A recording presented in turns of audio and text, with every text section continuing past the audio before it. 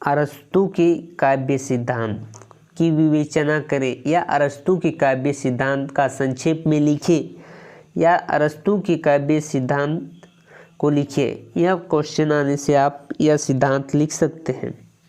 जैसे पहला आंसर में लिखिएगा अरस्तु के काव्य सिद्धांत। उसके बाद पाश्चात्य आलोचक के इतिहास में प्लेटो के शिष्य और सिकंदर महान के गुरु अरस्तु का महत्वपूर्ण स्थान है। अरस्तु जो कि प्लेटो के शिष्य थे और सिकंदर महान के गुरु थे।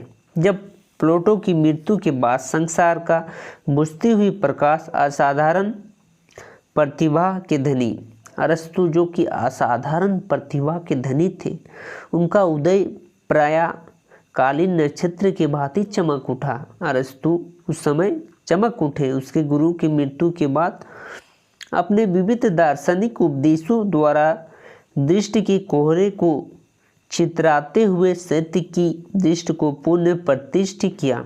वह अपने उपदेशों से सत्य को अंधकार के दृष्टि को हटाते हुए सत्य की दृष्टि को पूर्ण प्रतिष्ठित किया, अपने स्थान पे किया। अरस्तु का समय 384 से 322 ईसा पूर्व माना जाता है। अपने पिता की मृत्यु के बाद अरस्तु 368 के लगभग एथेंस आकर प्लेटो की विद्यापीठ में प्रविष्ट हो गए। अरस्तु के पिता की जब मृत्यु हुआ तो अरस्तु प्लेटो के विद्यापीठ में आके वहाँ प्रवेश लेते हैं। उस समय अरस्तु का आयु 17 वर्ष की होती है। मात्र 17 वर्ष की आयु में अरस्तु ने प्लेटो के विद्यापीठ में प्रवेश लेते हैं। उसके प्लेटो में सत्संग लाभ लगभग 20 वर्ष तक किया। उनके विद्यापीठ में लगभग 20 साल तक उसने रहा। उनके विद्यापीठ में विविध अध्ययन मनन करने के साथ साथ कुछ वर्षों तक अध्यापन किया, दूसरों को भी पढ़ाया। स्वयं प्लेटो अरस्तु की प्रतिभा में बहुत अधिक प्रभावित थे। अपनी अरस्तु को विद्यापीठ का मस्तिष्क कहते थे। प्लेटो जो कि अरस्तु को अपने विद्यापीठ का मस्तिष्क कहते थे, यानी कि सबसे तेज बच्चा कहते थे। प्लेटो की मृत्यु के पश्चात अरस्तु एथेंस छोड़कर हेमिथान्स के दरबार में जाकर एक शिक्षक और चिकित्सक के रूप में रहने लगे। जब उनके गुरु का मृत्यु हो गया तब वहाँ छोड़कर वह एक राजा के यहाँ चिकित्सक और शिक्षक के रूप में रहने लगे। किंतु 343 ईस्वी पूर्व मेसोडोनिया के राजा फिलिप्स ने उन्हें आमंत्रित कर अपने पुत्र सिकंदर महान के शिक्षक नियुक्त किया। जहाँ सिकंदर के राज्याभिषेक के बाद वे उनके साथ रहे। 323 ईस्वी पूर्व सिकंदर की मृत्यु के बाद अरस्तु पर अनेक आरोप लगाए गए। अरस्तु की प्रतिभा बहुत बहुमुखी थी, यानी कि बहुत प्रकार की थी और ज्ञान विज्ञान का कोई भी ऐसा क्षेत्र न था जिसे उनकी प्रतिभा का प्रकाशन न प्राप्त हुआ हो।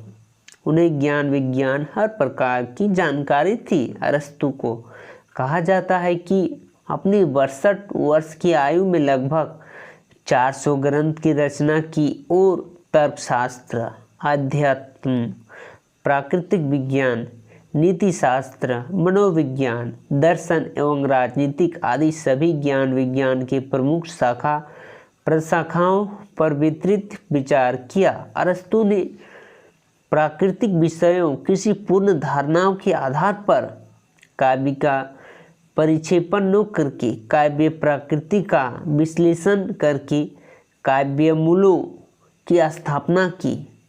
इस प्रकार उनकी आलोचना पद्धति विश्लेषणात्मक थी और उनकी कविताओं की व्याख्या ही सर्वदा नवीन ढंग से की।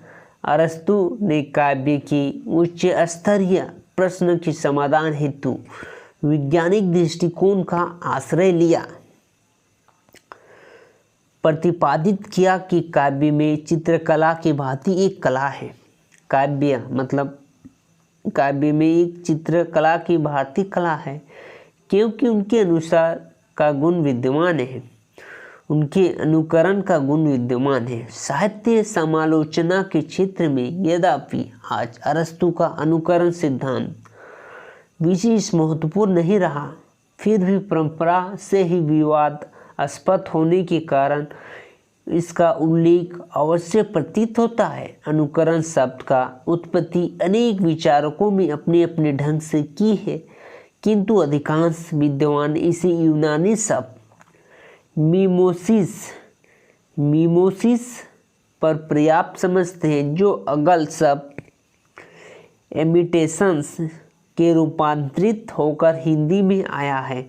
विवादास्पद होने पर भी इसका महत्व कम नहीं है, क्योंकि यह सर्वोत्तम सिद्धांत है जिसके साहित्यिक क्षेत्र में प्राकृतिक और कला के तत्वों की पारंपरिक अनुपात निर्धारित करने का प्रयत्न किया है। यद्यपि अरस्तु से पूर्व प्लेटो ने अनुकरण सिद्धांत की अवधारणा दी थी और इसी आधार पर उन्होंने काव्य की तैज्य घोषणा कर दी है। उनका विचार था कि ईश्वर सत्य है और उसकी अनुकृति विश्व मिथ्या है तथा काव्य उस मिथ्या संसार के अनुकृत है। उनके मिथ्या जगत और अनुकृत को ही मिथ्या एवं तथ्य ही समझा। प्लेटो ने के अनुकरण शब्द की व्याख्या अत्यंत स्थूल अर्थ में की है और इसी आधार पर उन्होंने काव्य के दो भेद दिए हैं। पहला नाटकीयात्मक काव्य, मिथ्या काव्य एवं सकाव्य।